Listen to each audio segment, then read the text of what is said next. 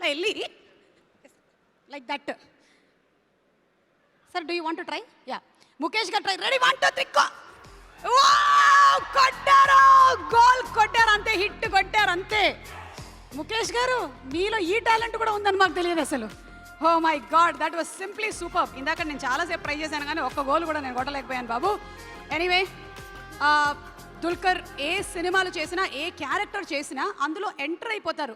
ఎందుకంటే సీతారాములో చూసిన దుల్కర్ కాదు ఇది. వాట్, గడ్డలు మీసాలు అన్నీ వచ్చేసాయి, ఫుల్ రా రస్టిక్ లుక్లో ఉన్నాడు. అక్కడేమో రామ్ చాలా క్లీన్ బాయ్, షేవ్ బాయ్గా, కానీ ఇక్కడ ఇంకొక లుక్. అందుకనే నేను దగ్గర నుంచి చూస్తే అంత భయంకరంగా ఉన్నానా? ఇటు రెడీ, కమ్ రే కమ్.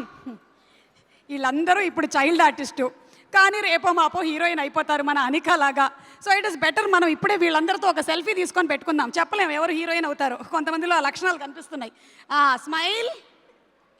ఇదిగో మీలాగే అక్కడ కూర్చొని చూసావా అక్క, మీ పక్కన నుంచి ఉన్నది కూడా అక్కే, అది వేరే విషయం. అక్కడ కూర్చుంది కదా అక్క, ఆ అక్క కూడా చైల్డ్ ఆర్టిస్ట్గా ఇంట్రడ్యూస్ అయ్యింది, హీరోయిన్ అయిపోయింది. ఇప్పుడు పిలిచేద్దామా అనిక అక్కని స్టేజ్ మీదకి? ఏది, పిలవండి అందరూ కలిసి. అనిక అక్క,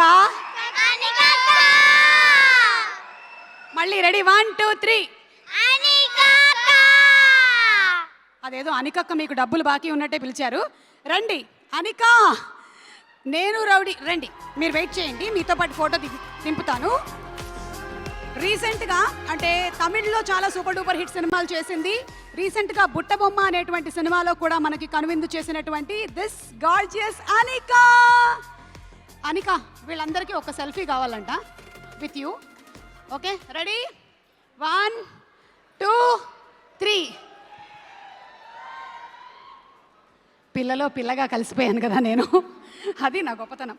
థ్యాంక్ యూ. వెళ్ళండి, ఇవాళ మేకప్ తుడుచుకోవడం మొదలు పెడితే రేపటి వరకు అవుతుంది మీకు. పదండి. ఓకే, బాగా ఉన్నాయి నీకు హీరోయిన్ అయ్యే లక్షణాలు.